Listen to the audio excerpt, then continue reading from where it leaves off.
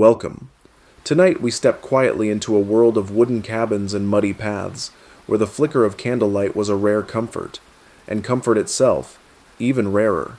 You are about to journey into the early days of American colonial life, where dreams of new beginnings were often met with cold hunger, damp blankets, and the long silence of unbroken wilderness. This isn't the history of powdered wigs and signed declarations. Number tonight, we're interested in the quiet stories. The slow, aching rhythm of everyday life, lived far from royalty and revolution. Imagine yourself in the early 1600s, crossing a vast gray ocean, arriving not to welcome or bounty, but to mosquitoes, mud, and the bitter edge of starvation. The colonial dream, as you'll find, was far from restful, but tonight we'll visit it gently. We'll walk through its cabins and classrooms, its forests and fields, not to be excited, but to understand, to observe. And in doing so, perhaps, to drift away from our world for a while. Let's begin with the place where English America first tried to take root, and nearly died doing so. Picture it, Virginia, 1607. You're standing at the edge of a muddy riverbank. The air is thick, not just with heat, but with insects. Mosquitoes hum lazily around your ears, and the scent of rotting wood clings to everything. You've just stepped off a wooden ship, after months at sea, your legs unsteady, your skin salt-worn, and what stretches before you isn't promise or paradise, it's swamp. This is Jamestown. You, like the others, were told this place held riches. That land would be Osakta, that gold might lie beneath the soil. What you find instead is marshland and trees, so many trees. You're expected to clear them quickly, to build shelter, to dig trenches. The air is still and heavy, the kind that doesn't move even when you do. The first shelter isn't much, a lean-to of branches and planks, barely keeping out the rain. You sleep on damp earth. Your clothes, already worn from the voyage, grow stiff and sour. There is no soap, no straw mattress, no silence. At night, the sounds of frogs, crickets, and the occasional unfamiliar growl echo around your encampment. You wonder what's out there, just beyond the tree line. You are hungry. The company sent food, but not enough. Barrels of salted meat have spoiled in the hold. The bread is moldy.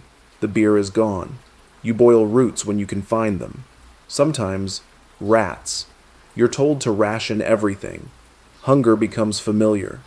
Your stomach knots constantly. Your body thins. Your gums bleed. And then, the starving time. It's the winter of 1609. Supplies haven't come. You and the other colonists ration the last crumbs of cornmeal. Some chew leather, bark, shoe soles. A few are said to dig up the recently buried. No one talks about it openly, but the numbers tell their own story. Of the 500 who entered the winter, only 60 survive it. Disease is your constant companion. Fever creeps in silently, and once it does, there's no remedy, no doctor. Just the shallow breathing of another man curled beside the fire, sweating through his shirt, and the quiet stillness when he no longer does. Even those who survive begin to fade in other ways. The optimism, the purpose, it leaks out like water from a cracked barrel. You were promised a new life. Instead, you dig trenches for the dead.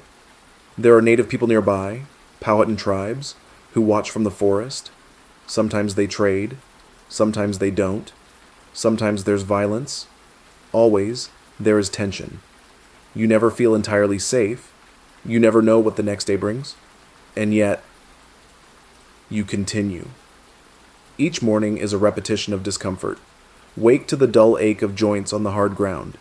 Eat what little you can. Work until sunset. Try not to fall ill. Try not to disappear. The dream of Jamestown endures, not because of prosperity, but because of stubbornness. Because it must. Because letters home must speak of hope, of land, of opportunity. Because no one wants to admit that the new world feels more like the end of one. But the rhythm of it continues. The sound of wooden tools scraping at reluctant soil, the slap of mosquitoes, the murmur of desperate prayers as another winter approaches. This is what it meant to be among the first. Let's imagine now. that you were not born in the New World, but arrived here because of desperation. The year is sometime between 1620 and 1750. The Atlantic Ocean lies behind you. Ahead, your future, but not one of ownership or freedom. Number you've signed away, the next 7 years of your life, in exchange for passage across the sea. You are what they call indentured. The promise was tempting. A land of opportunity, where, after a few years of hard work, you'd receive a small piece of land, maybe even a mule, a new beginning. But the fine print, like so many things in life, was far rougher than it sounded in the tavern where you first heard it. You are not quite a slave, and yet you have no say in where you live, what you eat, or when you work. You are property for a time, a contract, and those who purchase that contract see you as investment, labor, disposable if need be. Your first morning on the plantation is not so different from the last one in the slums of Bristol or London, except now the air is heavier and the sun hotter than anything you've ever known. You rise before dawn. There is no bed, just a pallet of straw that smells faintly of mildew.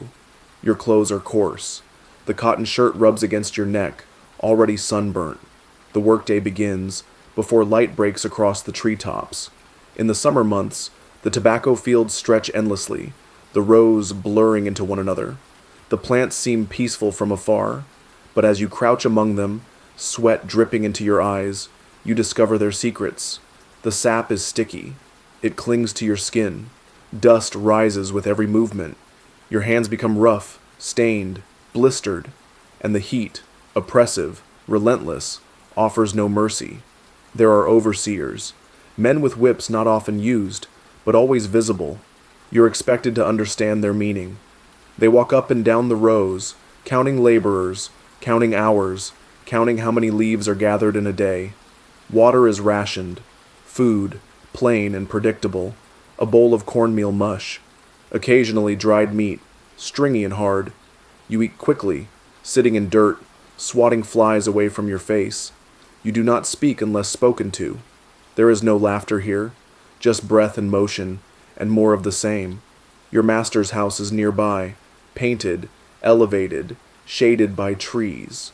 You are never invited inside.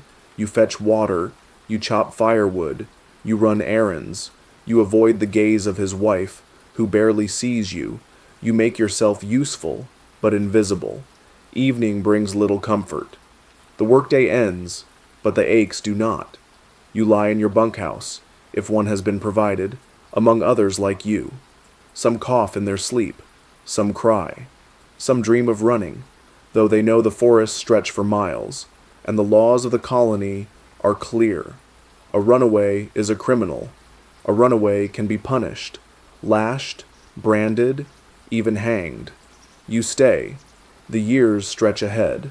7, if you are lucky. Some contracts are extended for misbehavior, often invented by masters looking to squeeze more labor. If you fall sick, the days do not count. If you survive, if you reach the end, you may receive your promised land, or not. Some find their contract quietly discarded. Others are told that debts remain, tools they borrowed, medical care they received. The promise disappears like morning mist. And still, you are not the lowest. You watch enslaved Africans laboring beside you, their bondage, permanent, generational. You look away from their eyes. You know you will leave this someday, though with what? Your health gone, your youth used up, your hands stained, your name forgotten. Yet each morning you rise again. The rhythm of labor, of obedience, of slow survival continues. The sun rises, the rows await, and so you return. This is what it meant to be indentured. Let us step now into the clearing of a small homestead deep in the wooded heart of early colonial America. The forest looms all around, thick with pine and maple, the trees whispering with every breeze. There are no neighbors nearby, no shops, no doctors, no inns, just a small wooden cabin, smoke drifting faintly from its stone chimney, a split-rail fence, a garden, sparse, and inside, a woman. You. You are a mother on the edge of the wilderness. It is early morning. The light comes softly through a shuttered window, where gaps in the boards let in stripes of gold and dust. You have not slept well. Sleep is always shallow, interrupted by the cries of an infant, or the howl of something unseen in the night. Perhaps wolves, perhaps something imagined. You rarely know the difference anymore. There is no time to dwell. Already the fire must be rekindled. You crouch beside the hearth, feeding it kindling, coaxing life from ash. Your hands are red and dry from the cold. The skin beneath your fingernails always seems to ache. The baby stirs. Another child coughs. A third still sleeps beneath the quilt stitched from worn scraps. Breakfast is simple if there is enough. A bit of cornmeal porridge, maybe dried apple slices, if last autumn was kind. There is no sugar, no butter. The coffee is weak, if it exists at all. Most mornings it does not. Your days are filled with rhythm, not leisure, but labor.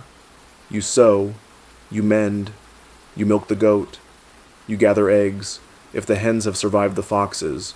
You haul water in wooden buckets from the creek, careful to strain out debris with a cloth.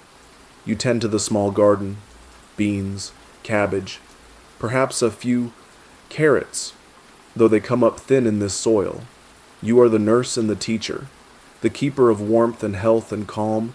When a child grows feverish, you reach for dried herbs, for poultices, for whispered prayers. There is no doctor for miles. If something goes wrong, truly wrong, your only medicine is time, or hope. The work continues.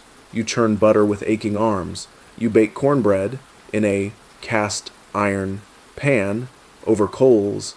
You knit socks, patch trousers, scold gently. You comfort, you guide, and yet you are always aware, subtly but constantly, of danger. You have heard stories, from your husband, from travelers, from whispered tales passed between wives, of attacks, of illness, of settlers vanishing into the woods and never seen again, of the sound of hoofbeats when none are expected, of letters home that never arrive. And then there are the animals, bears, cougars, packs of wolves that prowl near the livestock pens on cold nights. You have stayed up more than once with a lantern, sitting quietly, praying they pass. There is also the cold. When winter settles in, it comes like a weight. The snow piles high outside the door, and the wind pushes smoke back down the chimney. You keep the children close, wrapped in layers. The baby's cheeks chap. Your fingers crack and bleed. Still, the chores go on. The rhythm remains. In rare quiet moments, you might pause, staring out the window at the trees, your thoughts drifting back to wherever you once called home. A place with cobbled streets, or at least neighbors close enough to see their lamplight. Here, it is only you, and the children, and the quiet. Your husband, if you have one, may be away, trading, hunting, or building. Sometimes gone for weeks, sometimes longer. You wait. You keep the fire burning, you manage. Because you must. This is what it meant, to be a mother on the frontier, a guardian of life, in a world that rarely gave anything easily. And now, imagine yourself younger. Perhaps you are 10.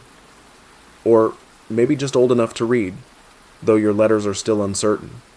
You rise with the cold light of morning in a modest colonial home, the wooden floor beneath your bare feet already chilly before the hearth has been stirred to life. Your mother hands you a scrap of bread, or perhaps a corner of cornbread left from last night's meal.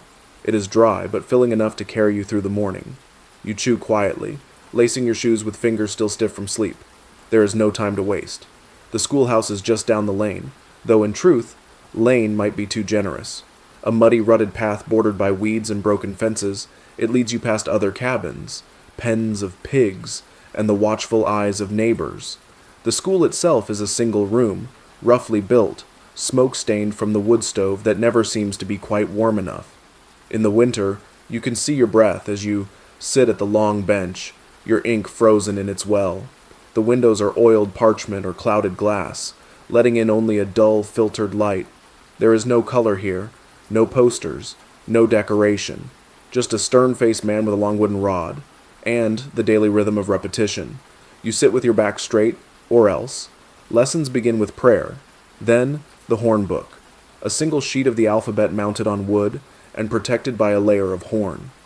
You trace the letters with your finger, over and over. A, B, C. The Lord's Prayer, written below, must be memorized by heart, not for understanding, just for recitation. The teacher watches closely. Discipline is swift. A mispronounced word might earn you a sharp rap across the knuckles. A lapse in attention, another strike.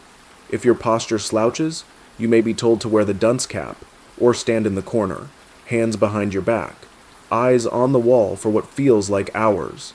There are no slates for most of you. Paper is rare. Ink, even rarer. You share materials. You whisper answers when the teacher's back is turned.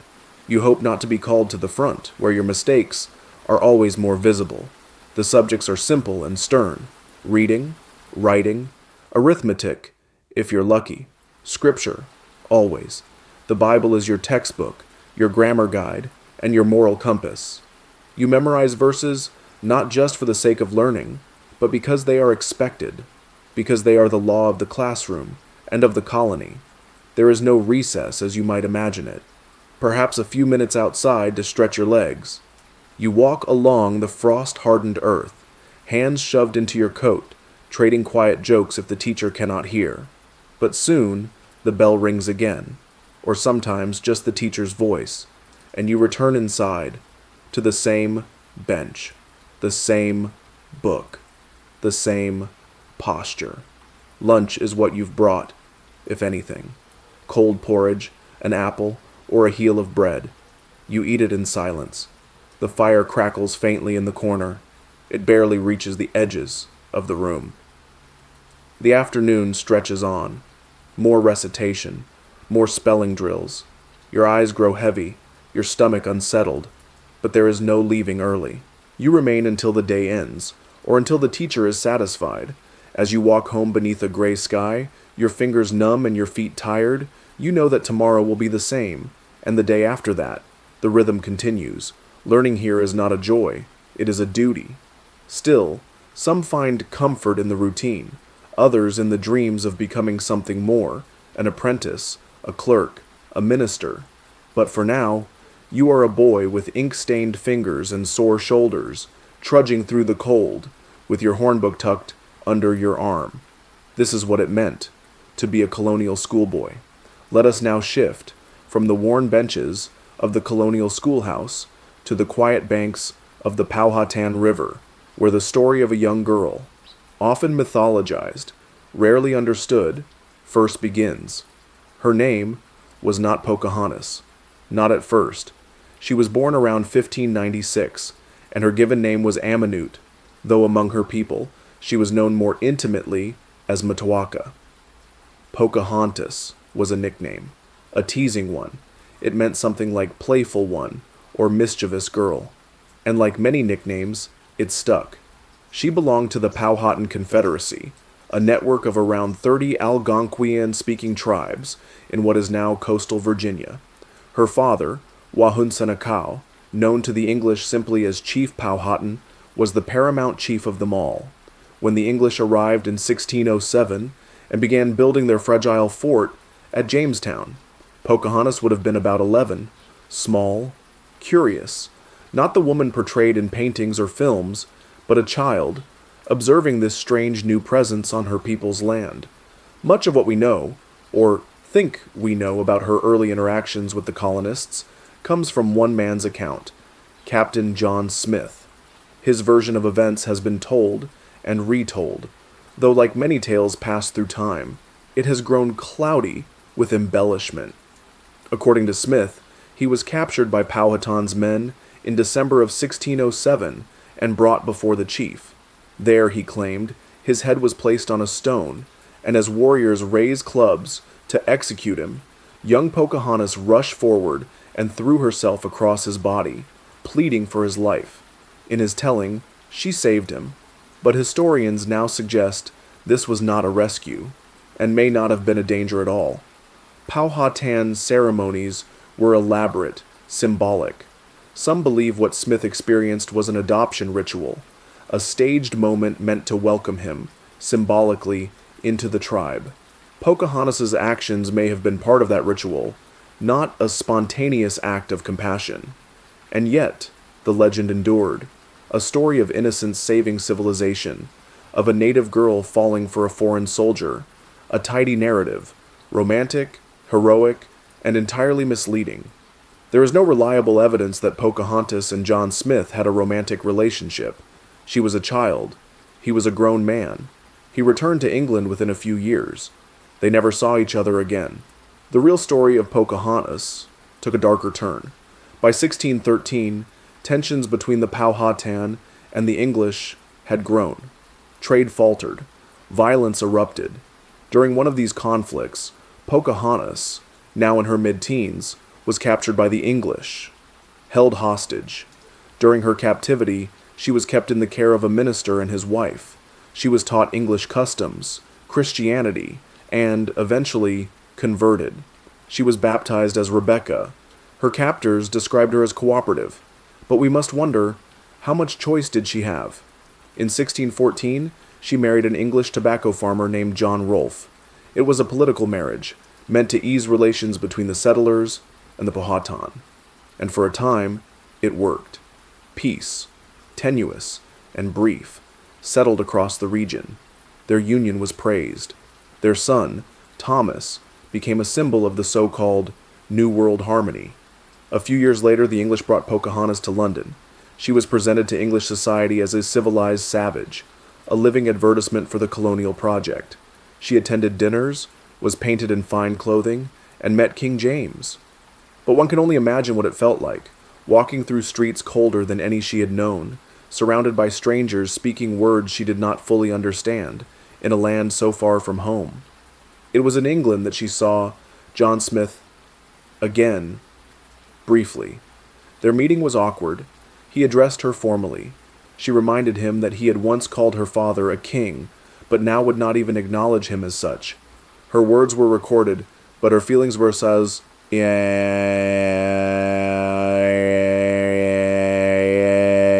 not. She never returned to her homeland. In March of 1617, as she prepared to sail back to Virginia with her husband and child, Pocahontas fell ill. She died quickly, perhaps of pneumonia, or dysentery. She was around 21 years old. She was buried in Gravesend, England, far from the forests of her childhood, far from the riverbanks where she once ran barefoot. The real girl, the real woman, was gone. But the myth had only just begun. Paintings would soon show her as taller, older, more European in dress and posture. The romantic legend of Pocahontas, soothing, heroic, and false, would replace the more complicated truth. And so, we remember her not as a Disney princess, but as a daughter caught between two worlds, a young woman reshaped by politics, by war, by captivity. Her life, brief, her memory, layered, her voice, largely lost. This is what it meant, to live between nations, and to become a symbol for both, without truly belonging to either. Let's turn now to one of the most recognizable names in American history, Benjamin Franklin, inventor, philosopher, diplomat, printer, writer, founding father. But tonight, we won't begin with the elderly man in spectacles and powdered hair. Not yet. Instead, let us go back to the narrow, candlelit alleys of colonial Boston. The year is 1706. Imagine it. The scent of ink and smoke drifts through a low-roofed print shop, mingling with the yeasty aroma of nearby bakeries. Narrow cobblestone streets echo with the clip of horse hooves and the soft creak of wagon wheels. And in one of these cluttered homes, tucked between barrels and benches, a baby named Benjamin is born, the 15th of 17 children. Yes, 17. The Franklin household was crowded, noisy, and full of motion. Benjamin, quiet but curious, grew up surrounded by tools, books, and endless conversation. His father, a candlemaker, tried early to direct Benjamin toward the church, but the boy's mind wandered toward science, stories, and the rhythms of machines. At 12, Benjamin was apprenticed to his older brother James, a printer. Their relationship was strained. James was stern, demanding, and slow to praise. But Benjamin, even then, had a mind that refused to sit idle. When James began publishing a newspaper, the New England Current, Benjamin saw his chance. Too young to be taken seriously, he began writing anonymous letters under a false name, Silence Dogood, a fictional middle-aged widow with sharp wit and satirical flair. Her letters poked gentle fun at Boston's religious authorities, social customs, and literary trends. They were published, praised, and completely fooled James. Until, of course, the truth came out. Their relationship never recovered. In time, Benjamin ran away. At 17, he left Boston for Philadelphia, arriving with little money and fewer connections. Picture him, a tall, gangly young man in worn clothing, munching on a loaf of bread as he wanders the muddy streets of a new city. No one knew his name. No one expected greatness. He found work in another print shop, slowly rebuilding his trade and his life. But Benjamin's hunger was never just for income. He read constantly, borrowed books, slept little. He created reading groups and debate clubs. He began publishing almanacs full of advice, weather predictions, and moral sayings. Poor Richard's almanac would become a household favorite, its short, rhythmic wisdoms remembered even now. But beyond printing, his curiosity expanded. He studied the movement of air, the behavior of storms, the way heat traveled through metal, and then electricity. This was no passing interest. Electricity fascinated him. The way it snapped, glowed, danced. Franklin didn't just read about it, he experimented. His most famous test, often misunderstood, was the lightning experiment. Not a wild stunt, but a carefully thought-through observation. During a storm in 1752, he flew a kite with a key attached to its string, not to attract lightning directly, but to draw electrical charge from the storm clouds. And, when he noticed the strands of the string repelling each other, he smiled. A tiny movement, a quiet confirmation. From this, he would build the first lightning rod, saving countless homes and churches from fire. But he did not stop there. He invented the Franklin stove, a more efficient fireplace, the harmonica, a musical instrument played by rubbing wet fingers along glass. He charted the Gulf Stream, studied colds, improved street lighting, developed bifocals. All the while, he wrote letters, essays, experiments, reflections, always with clarity, always with calm logic. And yet, Franklin was never a man of intense drama. He avoided conflict when possible. He preferred steady dialogue to shouting. Even during the later decades of revolution and diplomacy, he brought the same thoughtful patience to every negotiation. In his youth, he had been a runaway apprentice, a pseudonymous prankster, a restless thinker. But slowly, gently, he became something else, a quiet force of curiosity, guiding a young country with calm insight. His early life is not one of battles or bloodshed, but of slow, steady growth, of printed words and quiet experiments. A man, not in search of power, but understanding. This is what it meant to be Benjamin Franklin, long before the history books remembered him. Let us stay now in New England, but move slightly north, to a quiet village tucked between fields and forests, where winter lingers in the bones and the whisper of superstition hangs in the cold air. The year is 1692. The place, Salem. At first glance, it is ordinary. A small Puritan community in Colonial, Massachusetts. Modest homes, sparse churches, and plain dress. The people here are deeply religious, practical, and cautious. They speak in low voices. They pray often. They are suspicious of anything that challenges the order of things. And then, the girls begin to scream. It begins with two young cousins, Betty Paris and Abigail Williams. They are seen behaving oddly, shouting, convulsing, hiding beneath furniture, speaking in tongues. The village doctor is called, and he offers no physical explanation. Instead, he suggests something else. Witchcraft. It is a small word, but in this time and place, it is enough to shatter peace. More girls begin to act strangely, and when questioned, they name names. Grown women, servants, neighbors. The accused are women who do not quite fit in. A Caribbean slave named Tituba, a homeless beggar named Sarah Good, a sickly old woman named Sarah Osborne. They are arrested. In court, the girls writhe and wail whenever the accused look at them. They claim to see specters, shadows, evil animals sent to torment them. The courtroom is filled with tension, and yet the proceedings continue. The judges, sober, educated men, begin accepting spectral evidence. That is, dreams, visions, feelings. There is no need for proof, only a claim, and a reaction. The jail fills quickly. More than 100 people are accused. Some confess to survive. Others refuse.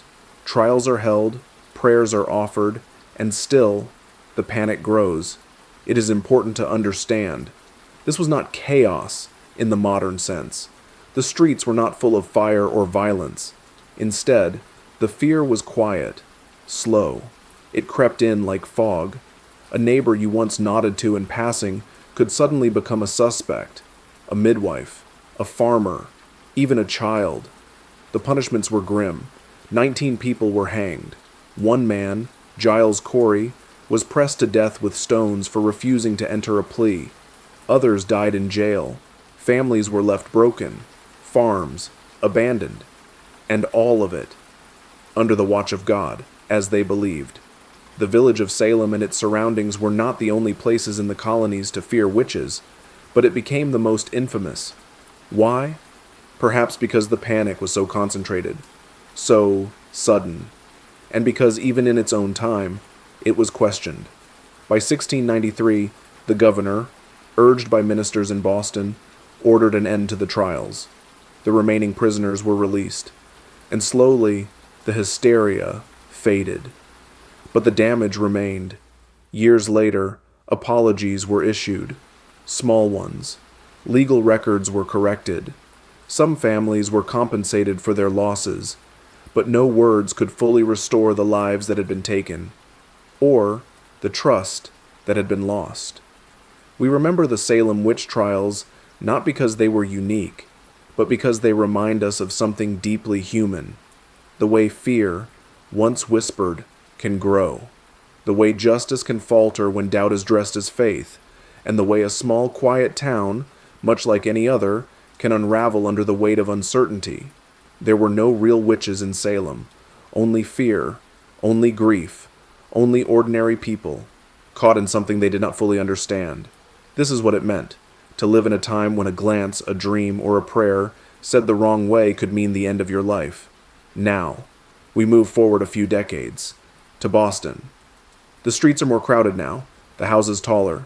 Ships crowd the harbor. The colonies are no longer fledgling settlements.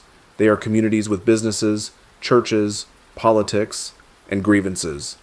It is March 5th, 1770, and the air in Boston is cold, but the mood is colder.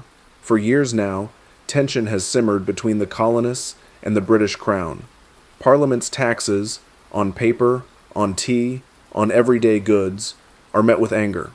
The people protest, they boycott, they form secret committees and write impassioned essays. In response, the Crown sends soldiers, redcoats, stationed in the heart of the city, to keep the peace, they say. But to many Bostonians, their presence is not peaceful. It is insulting, provocative. The streets are narrow, the quarters tight, and now, armed men march through them, not just watching, but enforcing. The tension grows, slowly, quietly, day by day, until it does not. It is evening now, a cold Monday. Snow dusts the cobblestones. In front of the customs house, a British sentry stands guard, alone. His name is Private Hugh White, and he is soon surrounded by local boys and tradesmen, jeering, taunting, throwing insults, and then snowballs. A snowball hits its mark. The sentry shouts for help. A bell rings. A squad of redcoats arrives, led by Captain Thomas Preston. They form a line, muskets loaded, tension mounting. The crowd swells. More snowballs, more shouts. A stick flies, then a club. Someone slips, a musket discharges, and in the silence that follows, more shots. 6, perhaps more. The smoke hangs in the cold air. People scream. Bodies fall. 5 men lie bleeding on the street. One of them, Crispus Attucks, is a dock worker of African and Native American descent. He becomes, quietly, the first to die in what many would later call the fight for American independence. The others are a tailor's apprentice, a rope maker, a mate from a merchant ship, and a runaway servant. Ordinary men, ordinary lives, cut short. In the days that follow, Boston is stunned, then enraged. Pamphlets are printed, engravings distributed.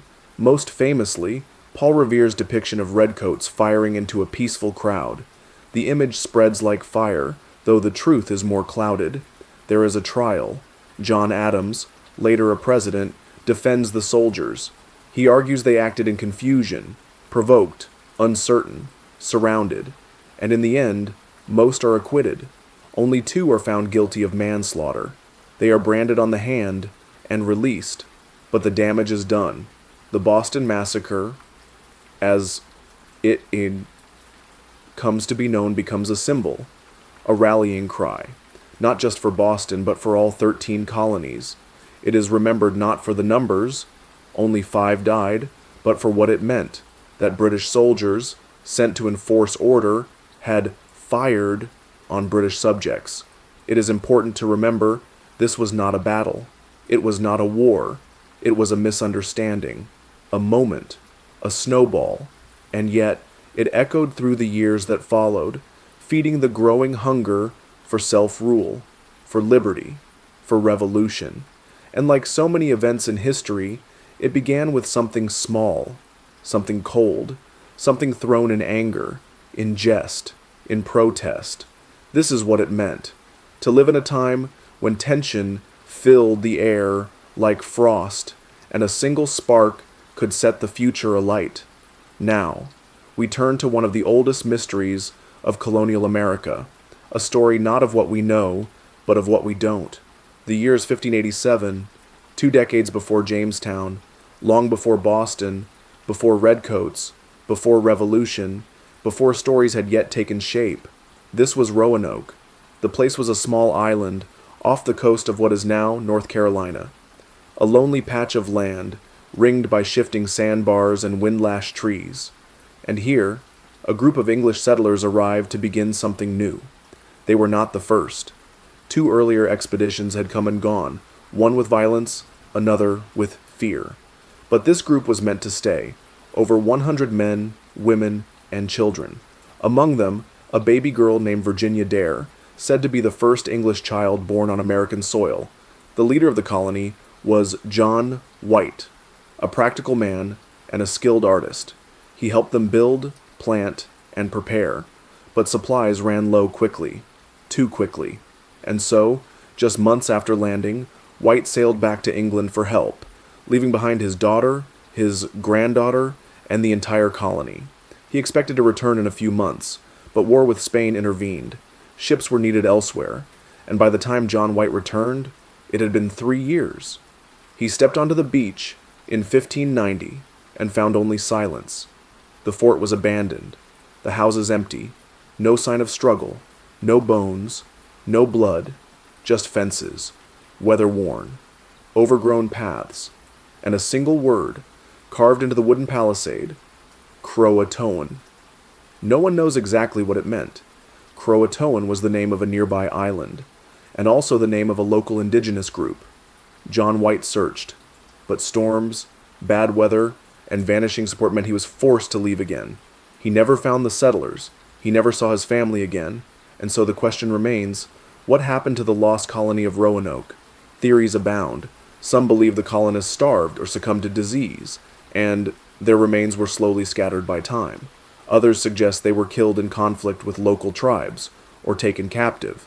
But there are other, more gentle theories, that they were absorbed, that the colonists, desperate and isolated, integrated with nearby tribes, married, adopted new ways, let go of English customs, and became part of a different world.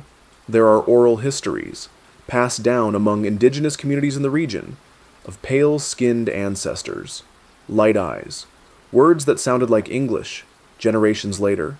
And then there are clues, faint, fragile things, an old map drawn by John White himself, with a hidden mark beneath a patch, recent archaeology near the coast, turning up pieces of English pottery far inland, among native village sites. Still, nothing conclusive, no definitive answer. And perhaps that's why Roanoke continues to fascinate. Because, in a world where history is often written in sharp lines and final chapters, here is a story with no ending, just a quiet disappearance. No graves, no ruins, no letters, just a word on a fence and the sound of wind in the trees. It is a reminder that not every story leaves a full trail, that some vanish into the woods, carried on the breath of time. This is what it meant, to build a beginning that was never found again. Now, we remain in New England, but instead of a single moment or settlement, we turn our attention to something quieter, something nearly invisible, and yet, something that may have shaped lives and fears in ways few at the time could comprehend. The cornfields. To the colonial settler, corn, or maize, was everything. Introduced by indigenous people, maize quickly became the staple crop of the colonies. Hardy, versatile, able to grow in unfamiliar soil. It fed the families of the frontier when it grew well, but when it didn't, well, the failures were often explained in the simplest terms: bad weather, poor seed, punishment from God, and sometimes it was true. The soil grew tired, the rains didn't come, or came too much.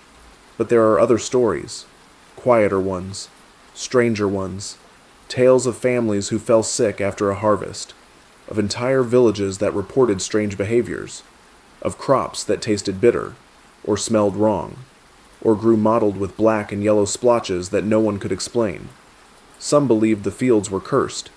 Today, we call it ergot, a fungus that grows on rye and, occasionally, corn during damp seasons, especially in humid, poorly drained soil. It clings to the kernel and spreads like shadow.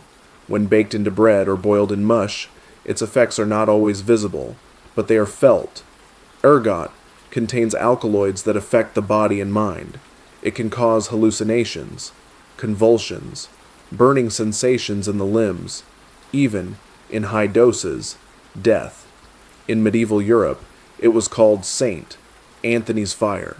In early America, it went unnoticed. And here lies one quiet theory, that some of the strange behavior seen in the colonies, particularly during outbreaks of fear, paranoia, and religious frenzy, may have had its roots not in sin or sorcery, but in spoiled grain.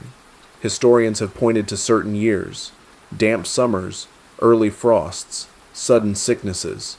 They've noted that the afflicted often lived in low-lying, poorly drained areas, that those who displayed symptoms, strange dreams, crawling skin, erratic speech, may have simply eaten bread made from tainted rye. Could this have been a contributing factor in Salem? Perhaps. Could it have caused entire settlements to behave strangely, or to suffer symptoms that looked like possession or madness? We may never know. What we do know is that colonial agriculture was fragile. There were no crop rotations, no pesticides, no warning signs. You planted what you had, hoped for the best, and fed your family from whatever rose out of the earth. And when the harvest failed, it was not just hunger that followed, but fear, that God was angry, that the land was cursed, that witches walked among them, that something, anything, was to blame. Imagine, then, the quiet panic of a mother stirring cornmeal over a fire, knowing the taste is different this season, that her child grows feverish after the first meal, that her husband sees things in the dark that do not seem to be there. No doctor comes, no remedy exists, only waiting, only prayer, and when the sickness passes, or does not, the field remains, stalks swaying gently in the breeze, normal, familiar, treacherous. This is what it meant, to live in a world where food was a blessing and a gamble, where a single mold in the soil could change the course of a household, or a village. Now, we move from fields to fabric. In the dim light of a colonial home, somewhere in the southern countryside, a woman sits by the hearth. Her needle moves slowly through cloth, thread pulling taut, then loosening. Her quilt grows steadily beneath her hands, squares and diamonds, stars and wheels, patterns passed from mother to daughter, friend to friend. To the casual eye, it is a blanket, a comfort against the chill, a humble work of domestic art. But, some say, it was more than that. In quiet corners of American history, there is a whispered story that quilts, simple hand-stitched quilts, were used as a form of silent communication during the era of slavery and escape. That patterns, sewn into the fabric, contained hidden messages, directions, warnings, paths to freedom. The story centers around the Underground Railroad. Not a railroad, of course, but a vast, secretive network of safe houses, abolitionists, and escapees, stretching from the American South to the North and into Canada. A passage through woods, fields, barns, and churches. A journey made mostly at night. Quiet, dangerous, desperate. And, according to some traditions, quilts were hung outside homes, on porches, fences, or wash lines, not just to dry, but to signal. A particular pattern might say, "It's safe here." Another, "Leave now." Still another, "Follow the river." The log cabin pattern, with a black square at its center, was said to mark a safe house. The flying geese pattern may have indicated a change in direction, like the birds themselves pointing the way. The wagon wheel could mean prepare to leave soon, and bear's paw might suggest a path through the woods where only animals tread. It is a beautiful idea. One quilt, many meanings, one stitch, a step toward freedom. But like many beautiful ideas, it is difficult to prove. Historians are cautious. Written records are scarce. Quilts were rarely labeled. Stories passed through oral tradition change over time. The earliest written mention of quilts being used this way didn't appear until well after the Civil War. And yet, the theory persists because it makes sense. In a world where speech was dangerous and writing even more so, what could be safer than a blanket? Who would question it? Who would know to look for messages in thread? Whether the story is true in the literal sense, or simply a symbol of resistance woven into folklore, it speaks to something deeper, the creativity of the oppressed, the quiet intelligence of those forced to survive in plain sight, the ability to use ordinary things for extraordinary purposes. Imagine yourself again, walking through the countryside at dusk. You're a traveler on the run, a child held tightly by your side. You pass a house just off the road, its windows shuttered, its porch quiet, and hanging on a line nearby is a quilt, blue and black, with stars in its corners. You pause. Your eyes meet the eyes of a woman standing at the door. She nods, barely, then turns away. No words are spoken, but the message is clear. Come in. Be still. You are not alone. This is what it meant, to stitch hope into every seam, to wrap warmth in silence, to carry a map, not on paper, but in memory and thread. Now, let us turn our gaze downward, beneath the floorboards, beneath the garden, beneath the old wooden well that once served as the center of daily life. Over time, as old homes are restored or demolished, the earth beneath them begins to speak, slowly, quietly, not in words, but in bones, all across the eastern United States, especially in regions settled early, Virginia, Pennsylvania, New York. Archaeologists and renovation crews have made curious discoveries, wells and basements filled with fragments of the past, pottery, tools, buckles, and sometimes skeletal remains, bones, human, animal, sometimes both. One of the most famous discoveries came from the site of historic Jamestown. During a 21st century excavation of a 17th century well, archaeologists uncovered a disturbing assortment of remains. Among them, the partial skeleton of a teenage girl, likely around 14 years old. She had died during the starving time, the brutal winter of 1609 to 1610, when the colony nearly collapsed. Analysis revealed cut marks on the bones, evidence most believe of cannibalism. A desperate act, committed in silence, in the coldest part of the year, far from any hope.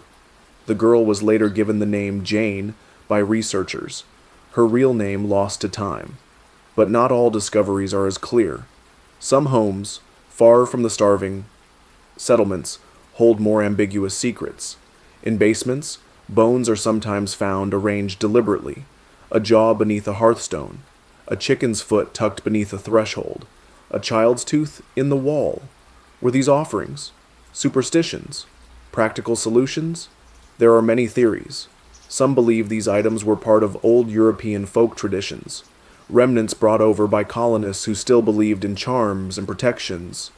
In parts of England, it was once common to bury shoes or animal bones in the walls to ward off evil spirits. These same practices may have crossed the Atlantic, adapting to the fears of the New World. Others suggest more pragmatic reasons. Wells often became dumping grounds, not just for broken items, but for the unfortunate. When illness struck or accidents happened, families without resources or social status may have buried their dead quietly, privately, and nearby. And sometimes there was simply no record. In an era when infant mortality was high, when cemeteries were distant or inaccessible, and when families lived in relative isolation, it was not uncommon for burials to be informal, personal, quiet, a grave dug in the corner of a garden, a marker made of wood, long since vanished. The result is a patchwork of past lives, resting in the soil beneath modern homes. Pieces of stories, partial clues. And as these homes are rebuilt, remodeled, or removed, the ground offers up its memories. One small colonial house in Connecticut, under renovation, yielded a hidden cache of bones in its chimney space, deliberately sealed in brick. Another in Delaware revealed what appeared to be a witch bottle, a glass container filled with nails and hair buried near the entrance. These were meant to trap dark spirits, to protect, to warn. No one knows for sure, because much of the past was never written. It was lived, and then buried, and then forgotten, until now. This is what it meant, to live in a world where danger was everywhere, and the only protection was ritual, instinct, and whatever symbols your hands could make. And when no answers could be found, the earth would keep your secrets. Now we move away from the hardship, the fear, the hunger, and into a different kind of life. Still colonial, still distant from the comforts of modernity, but this time surrounded by polished wood, silver teapots, and the low hum of servants at work. This is the world of a colonial governor's wife. Imagine waking to the soft sound of a maid tending the hearth. Before dawn, stoking last night's embers into a new flame. The fire crackles gently beneath a carved mantel. The sheets around you are heavy linen. The canopy overhead filters the morning light through embroidered fabric. You rise slowly, not because your time is your own, but because each hour of the day has its place, and none of it begins in haste. Your home is large by colonial standards. 2 or 3 stories, perhaps, with multiple rooms, some purely for show. The parlor is arranged carefully, rugs imported from England, candlesticks of brass or pewter, curtains that match the cushions. Everything has its order. Everything must reflect status. You do not tend the fire, or scrub the pots, or milk the goats. Others do that, quietly, early. Instead, your day begins with dress. You are helped into a gown, boned, layered, and heavy, even in summer. Stays are laced, petticoats arranged, a cap fitted neatly over your hair. You may choose silk if the day calls for collars, or calico for something simpler. Modesty is the rule, but elegance is expected. Breakfast is quiet. Tea, if available. Toast. Perhaps a bit of boiled egg. You sit with your husband if he is home, though often he is not. The affairs of the colony call him elsewhere. To meetings, councils, Legal matters. Your morning hours are filled with management, not of land or crops, but of image. Letters must be written, to relatives in England, to merchants, to acquaintances. They are folded with care, sealed with wax, addressed in a practiced hand. If guests are expected, you consult the cook. You select which silver to use, which preserves to serve, which china to display. If a musical guest is coming, the pianoforte is polished. If not, the spinning wheel in the corner may be turned slightly to catch the afternoon light, a signal of industry, even if untouched. The household is not idle. Servants move in and out. A nursemaid tends to younger children. A tutor oversees lessons for the older ones. You, the governor's wife, are both centerpiece and overseer. Your presence is noticed, but never loud. Afternoon may bring visitors, other ladies of the colony. You sit in the drawing room, gloved hands curled around delicate porcelain cups. You speak of recipes, gardens, and letters from home. But behind each conversation is something quieter, the negotiation of status. Whose lace is newer? Whose dress is imported? Whose husband has influence? This is your world, one of performance. Later, you walk the garden path, gently shaded by hedges. You speak with the gardener about trimming the boxwoods. The air smells of soil and distant smoke. Children's laughter drifts from behind the house. Dinner is formal, a roast, if supplies permit. Vegetables from your garden, preserved fruit, wine, carefully poured. Candles flicker as your husband recounts the day's discussions. You nod. You offer thoughts, where appropriate. Politics is his domain. Hospitality, yours. Evening is quiet. You read by candlelight, perhaps from a book of sermons, or a novel sent from London. Your sewing basket rests at your feet. The fire has burned low again. Somewhere outside a dog barks, once, and falls silent. You rise. The maid waits with a warming pan for the bed. You undress slowly, unlace, breathe freely again. The nightgown is clean, the sheets cool. Sleep comes easily here. You are far from the fields, far from the dirt floors and chill drafts, far from hunger, but not from duty. Because even here in comfort, every motion must be measured, every corner swept, every visitor greeted with a nod and not a sigh. This is what it meant to live in the softest corner of a hard world, draped in muslin, wrapped in manners, guarded by rules, and still not quite free. Now, let us remain among the polished floors and embroidered cushions of the colonial elite. It is late afternoon. The sun angles low through the window panes, casting long shadows across the sitting room. A servant enters quietly, carrying a tray, silver or pewter depending on the household, set carefully with a porcelain teapot, small cups without handles, and a shallow dish of biscuits. It is time for tea. In England, afternoon tea had become a fashionable ritual among the upper classes. But in the American colonies, especially among the gentry and merchant families, it served not only as refreshment, but as performance. To offer tea was to declare your civility, your connection to the mother country, your education, your wealth, your refinement. And so, even in remote towns and frontier port cities, the table was set with precision. You begin by selecting the right tea, usually green or black, imported from China by way of British merchants. Tea leaves were stored in locked caddies, wooden boxes with compartments and small brass keys, kept by the mistress of the house. Tea was precious, measured, a symbol of restraint and wealth in equal measure. The pot is warmed first with hot water. Then the leaves are added, steeped just long enough to draw out their strength without bitterness. The hostess pours, her hand steady, her expression calm. No spilling, no rattling of the cup in its saucer. Everything must appear effortless. Milk, if available, is added after, or before, depending on one's preference, though this choice too carries its silent signals.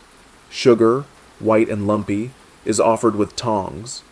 Guests stir with small spoons, the soft clink of silver the only sound for a moment. The conversation, like the tea, flows gently. Nothing too loud, nothing too coarse. Children are kept away. Topics include the weather, recent sermons, imported goods, or the latest letter from someone's cousin in London. There are rules here. Unspoken, but understood. Do not slurp. Do not speak while chewing. Never help yourself unless the hostess has first offered. Do not criticize the brew. Do not spill on the tablecloth. Do not interrupt. Biscuits are offered. Dry and simple, often flavored with nutmeg or lemon peel. Occasionally, seed cake or preserved fruit. But the food is not the point. It is the gesture, the ritual, and through it all, there is awareness of rank, of family name, of who pours and who receives, of who speaks first and who waits. These subtleties mattered. To slight someone even accidentally, could echo through a household, a church pew, a marriage proposal. In this space, the teacup becomes something more, a vessel not just for warmth, but for reputation. And when the tea is done, when cups are emptied, plates cleared, and the light softens further, the guests rise slowly. Thank yous are exchanged, compliments given. The hostess smiles, not too broadly, and promises to call soon. She may or may not. The silence that follows the closing door is heavy with relief, because hosting, too, is a performance. And like any good performance, it requires energy, preparation, and a practiced exit. This is what it meant to drink tea in the colonies. Not just a habit, but a declaration, a ritual of civility amid a wild and uncertain world, a brief moment of order, of gentility, of careful porcelain held between fingers, roughened by a continent not yet tamed. Now, let us move south. Beyond the tidy parlors of New England, past the narrow cobblestone streets of Boston, and into the wide, sun-drenched fields of Virginia, South Carolina, and Georgia. This is plantation country, and here life for the elite moved to a slower rhythm, a rhythm of horses' hooves, of linen skirts brushing down long porches, of servants' footsteps on flagstone floors. Imagine a grand house, white-painted, symmetrical, flanked by tall windows and rising chimneys. A long shaded veranda wraps around the front, where rocking chairs sit motionless in the heat. Cypress trees line the road that leads to the entrance. In the distance, rows of tobacco, or indigo, or rice. Inside, the air is heavy with stillness. A bowl of polished apples rests on a sideboard. A grandfather clock ticks softly in the hallway. Somewhere, a harp lies unattended in the music room. The house is quiet, but never empty. Here, the days of an aristocratic plantation family unfold with smooth routine. The master oversees land and ledgers. He rides on horseback from field to field, consulting with overseers, checking yield reports. He may write letters, read English newspapers weeks out of date, or host dinner guests from neighboring estates. But it is the mistress of the house who orchestrates the domestic world. Her days begin early, but not with toil. Servants lay out her clothing, muslin in the summer, wool in the cooler months. She takes tea in her private sitting room, often with a view of the garden. Her children, those old enough to read, are taught by tutors or governesses. The younger ones are watched by a nursemaid. There are menus to approve, beds to inspect, table linens to count, and always letters to write, thanking, requesting, arranging. These letters travel slowly, but their words carry weight. Every syllable matters. Afternoons might bring visitors, or more often, long hours of embroidery, music practice, or supervised walks through the grounds. Sometimes there is reading, Shakespeare poetry, or translated novels from Europe. The household holds to a particular standard, one not of survival, but of appearance. But beneath the calm is something else. This life of grace and polish rests on the labor of others. The plantation is powered by the hands of the enslaved, men, women, and children whose lives are lived in shadows and silence. They rise before dawn. They work through heat and storm. They are rarely named in the mistress's diary, and never in her drawing room. Their presence is constant, yet intentionally unspoken. It is important to understand that this quiet luxury, this soft daily rhythm of powdered faces and candlelit suppers, exists within a strict and brutal hierarchy. It is a world built on contrast, elegance for a few, endurance for many. But here, we observe only what was seen from the veranda. Evening comes slowly on the plantation. The air thickens with the scent of honeysuckle and wood smoke. Crickets begin their song in the grass. Dinner is served at 8, with fine tableware and practiced grace. Wine is poured. The conversation is slow and rarely urgent. Later, by candlelight, a journal may be written in neat flowing script. The harvest looks good, it might read. A breeze came this afternoon. And then sleep. A canopy bed. Crisp linens. A single oil lamp flickering low. This is what it meant to live at the top of colonial society, surrounded by beauty, removed from hardship, swaddled in manners, guarded by land. A life of comfort, resting quietly, on the backs of others. And now let us stay among the softly rustling silk, the polished shoes, and the measured voices of colonial privilege. But this time, not in the drawing room, not at tea, but in places where the mind could wander and the voice could rise. We are speaking now of colonial society's favorite pastimes, the theater, the parlor debate, and the soft sport of gossip. Entertainment in the colonies was not constant. It was occasional, savored, and usually carried for mallet. When a traveling company arrived in town, a rare and notable event, banners might be hung, chairs rearranged in the local meeting hall, and candles gathered by the dozen. Theater was controversial in some circles. Puritans disapproved. But in Charleston, Williamsburg, and other southern cities, it was welcomed with cautious delight. Imagine the flickering glow of lanterns over makeshift stage curtains, a murmur of voices, the rustle of gowns, gentlemen fanning themselves with pamphlets or watching quietly as actors took the stage. Shakespeare, satire, small-town farce. The performances were not perfect.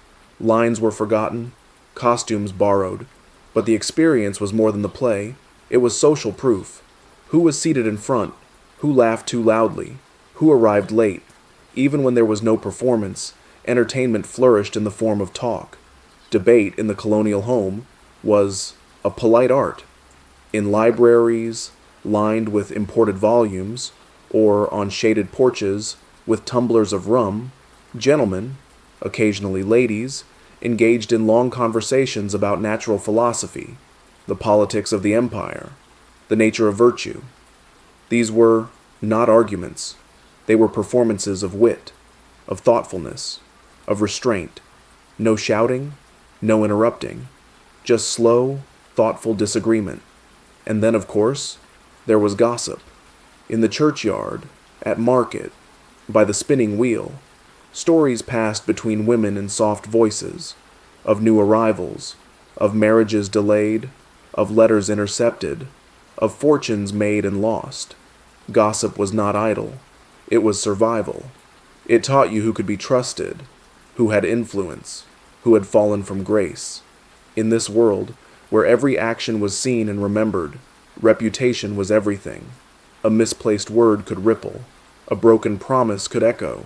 But a clever turn of phrase, a small kindness, a perfectly arranged tea table, these were remembered too.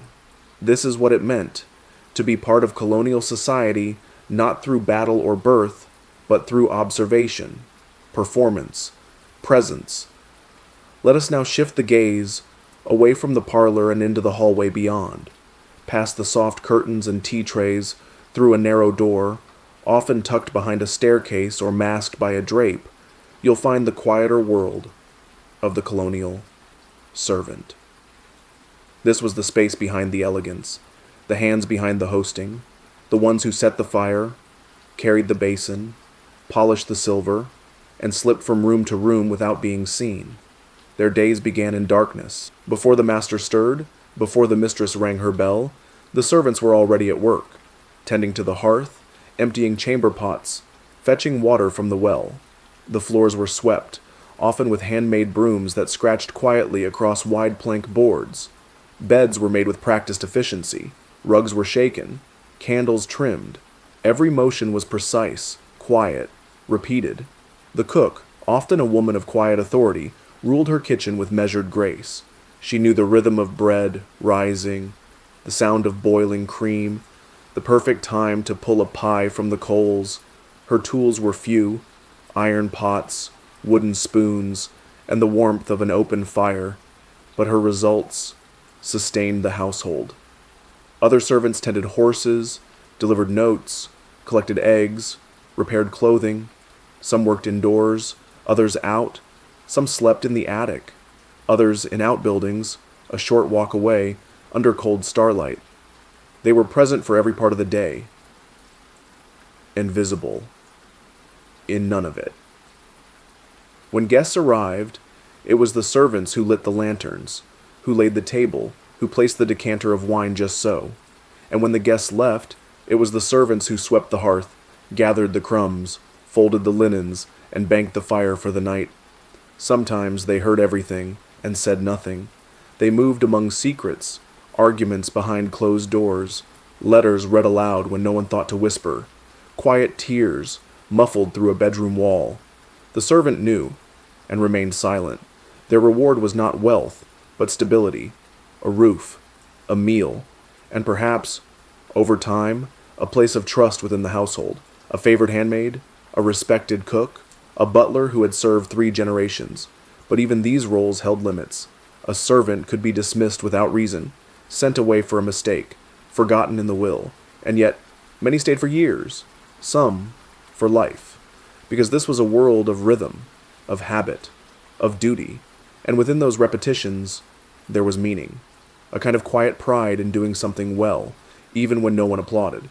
This is what it meant to live behind the door that never opened from the front, to wake before the first bell, and rest only when the last light had been snuffed.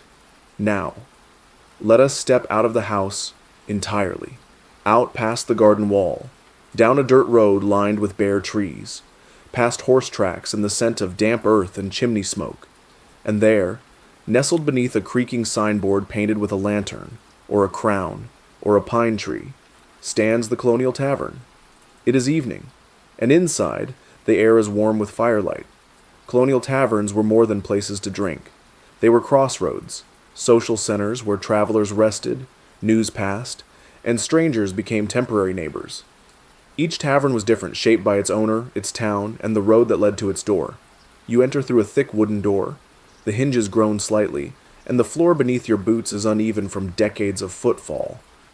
The air smells of pipe smoke, roasted meat, spilled ale, and the faint tinge of wet wool drying by the hearth. To the right, a long wooden table bears the marks of knives and mugs. A few men sit hunched over mugs of cider. They speak softly, of weather, of taxes, of prices. In the corner, someone plays a quiet tune on a fiddle, not for applause, but for comfort. The tavern keeper moves with easy confidence, filling tankards from a heavy jug, stirring stew over a low fire, nodding to each familiar face. She may know every story in town, and half the secrets. The back room might hold more than meals. It could host travelers on straw-stuffed mattresses, or serve as courtroom when the magistrate comes to town, or even a post for letters arriving from distant colonies carried by stagecoach, read aloud by those who can. Conversation fills the room like smoke, soft and constant. News from Philadelphia. A new law passed in London. A ship gone missing in the bay. Rumors of a man in Georgia refusing to pay the tea tax. The whispers here carry weight. They stretch across distance. They bind colonies together. Slowly, gently, one evening at a time. Women also visit taverns, sometimes as guests, sometimes as workers. They sit near the fire, mending stockings, sipping warm cider, listening closely. Not all taverns are rowdy. Many are quiet, familiar, worn smooth by repetition. Taverns near the frontier are different still. Far from towns, along muddy paths and rivers, they appear like beacons, part inn, part trading post, part sanctuary.